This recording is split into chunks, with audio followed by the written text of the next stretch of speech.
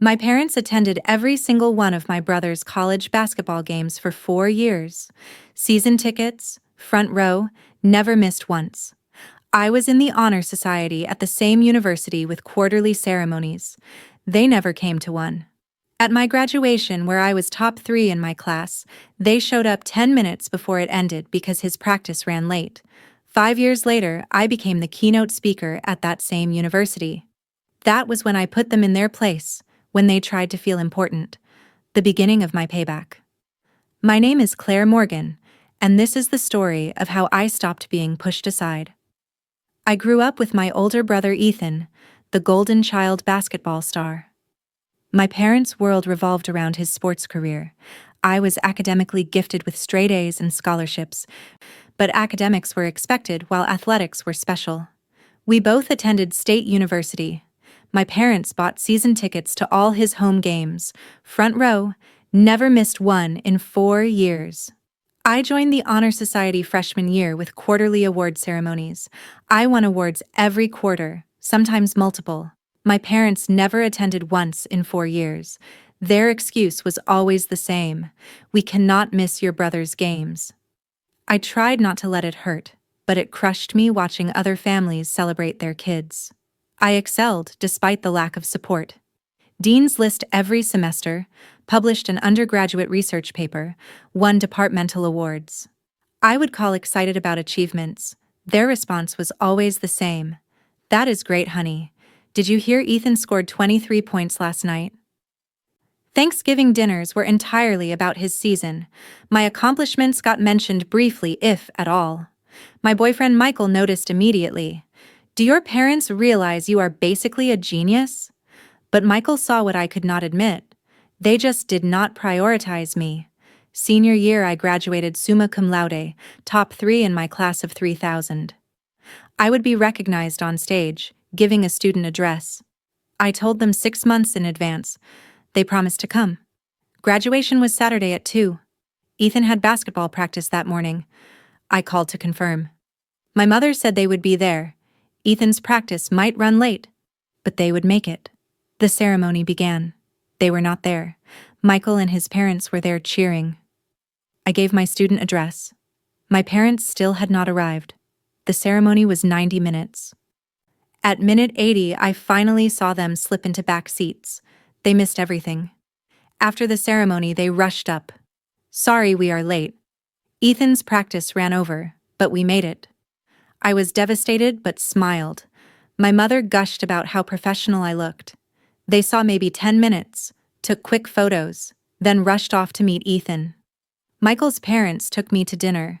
His mother said she was so proud of me, that I was extraordinary. I broke down crying.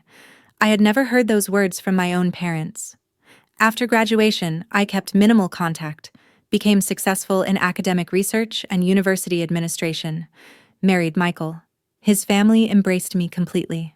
My parents came to the wedding but spent the reception talking about Ethan. His basketball career fizzled. He ended up coaching high school basketball. My parents still attended all his games. I achieved remarkable success. PhD, publications, prestigious positions. They barely acknowledged it. Then, I was invited to be keynote commencement speaker at State University. Only 32, the youngest speaker in university history. I called. "I am going to be the commencement speaker at State next month." My mother said that was wonderful. They would definitely come. My father got on the phone. "Keynote speaker? That is impressive, Claire." For a moment I felt seen. My mother asked where they would sit. I hesitated. "I will send you the details." After hanging up, I sat with years of hurt. Michael asked what I was thinking. I thought about graduation, about every ceremony they missed, about front row seats at every single one of Ethan's games. I made a decision. I want them to sit exactly where I sat when they were not there. I had VIP family seating for 10 people. My in-laws were on the list, my college roommate and her parents, my thesis advisor. My parents' names were not. When they arrived expecting VIP treatment, security directed them to general admission, nosebleed section. I watched from backstage as they climbed those stairs looking confused. And I felt absolutely nothing. Commencement day arrived. Michael's parents arrived early, escorted to their VIP spots. They were emotional, proud, brought flowers.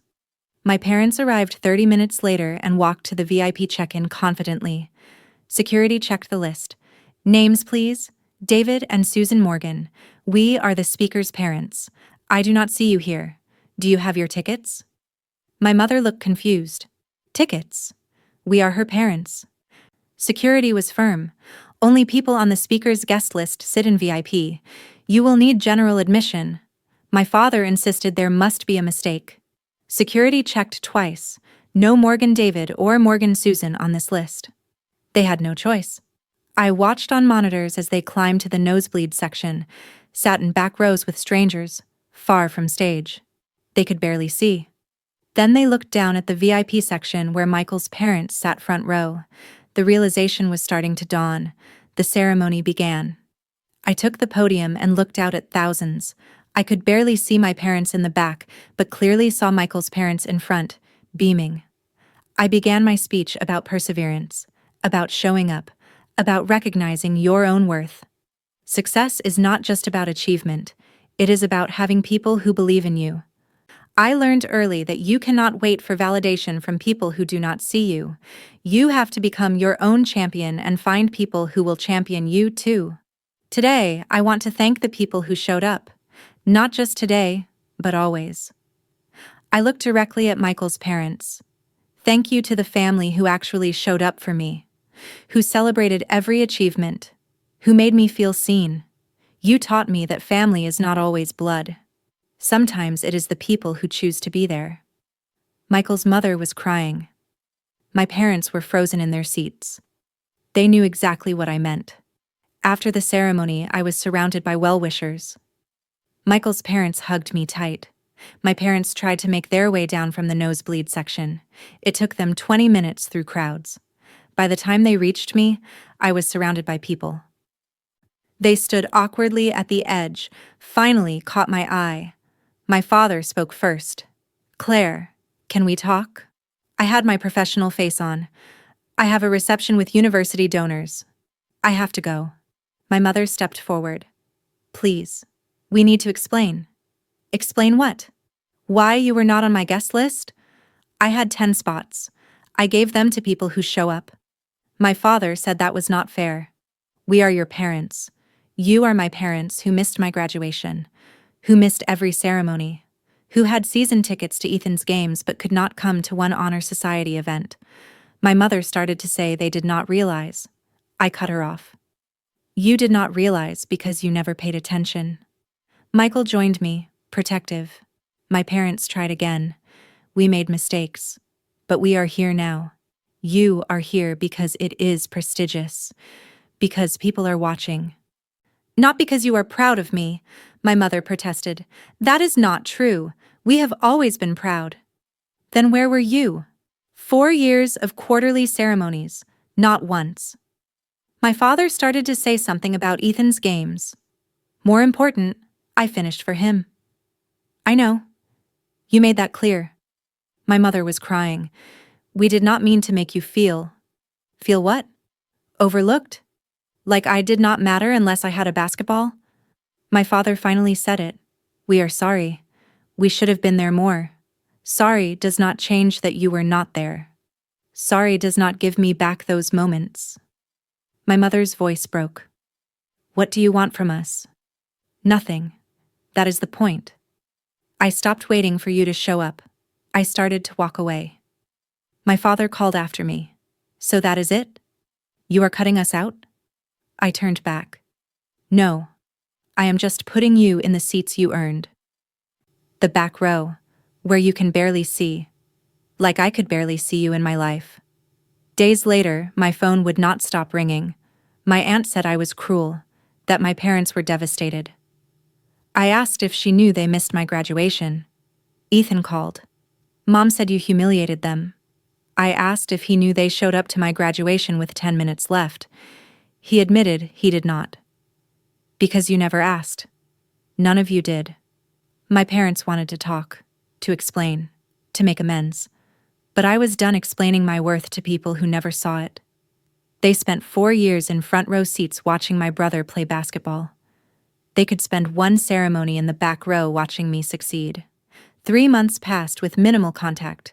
Holidays approached, and they assumed I would come home. My mother texted about Thanksgiving. I replied we were spending it with Michael's family, but we always have Thanksgiving together. No. You, Dad, and Ethan always have Thanksgiving. I just show up. She tried again. Claire, please. We want to make things right. Then start actually seeing me, not just when it is convenient.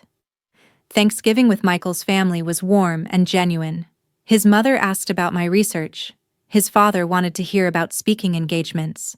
They knew details of my life because they asked, listened, cared. The week before Christmas, I received a handwritten letter from my father. Several pages, clearly emotional. He admitted they failed me completely. I watched the video of your commencement speech.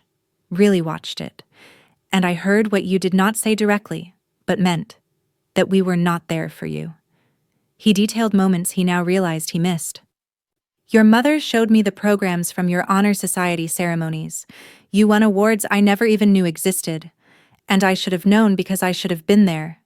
He acknowledged the basketball obsession. Ethan's games were easy, exciting, visible. Your achievements required us to pay attention, and we did not. We took the easy path and lost you in the process. The letter ended with something that surprised me. I do not expect forgiveness. I do not expect you to put us back in the VIP section of your life. I just want you to know that I finally see what we did. And I am sorry.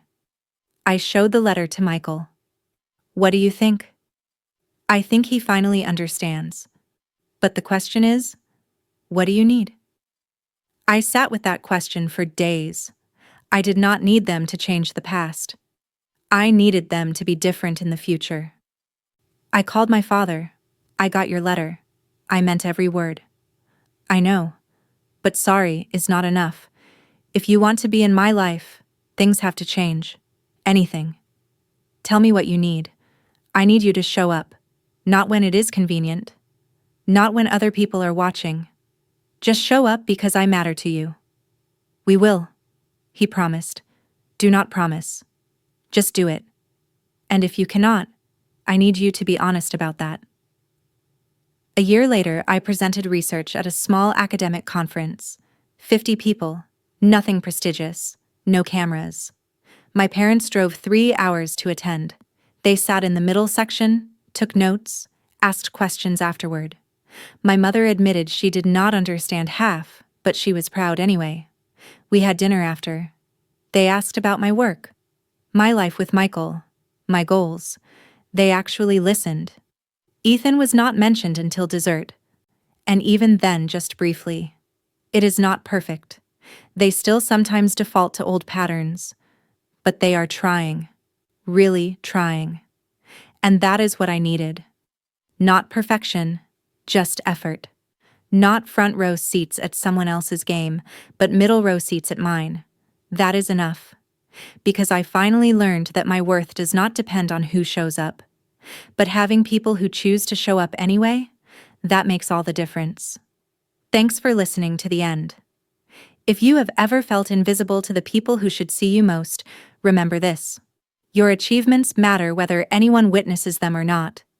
But you deserve people who choose to witness them anyway.